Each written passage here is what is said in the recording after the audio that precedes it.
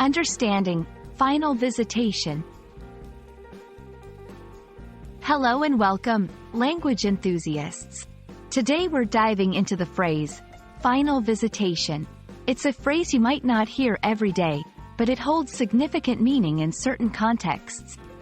Let's explore together what it means and how it's used, ensuring you can understand and use it confidently in English. Final visitation combines two words, each with its own meaning. Let's dissect them. 1. Final. This word indicates something that is last or comes at the end. It's often associated with the idea of no further continuation or occurrence. 2. Visitation.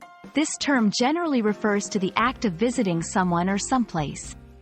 In legal and formal contexts, it can specifically mean a scheduled or agreed-upon time where someone, often a non-custodial parent, visits a child. When combined, the phrase typically relates to the last meeting or encounter between individuals, often in a formal or solemn context. Final visitation is a phrase that can be found in various contexts, each giving it a slightly different shade of meaning. 1. Legal, family context.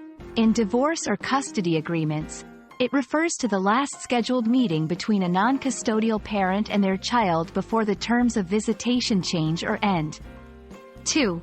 Medical, end-of-life context. It can also refer to the last visit to a person who is terminally ill or near the end of their life, often in a hospital or palliative care setting. 3. Spiritual, religious context. In some religious texts or beliefs, it may refer to the final meeting or judgment by a spiritual figure. Understanding the context is crucial as it guides how we perceive and interpret the phrase.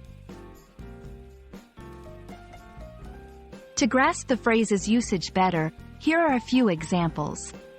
1. Legal, family context. The court scheduled the father's final visitation with his child before moving abroad. 2. Medical, end-of-life context.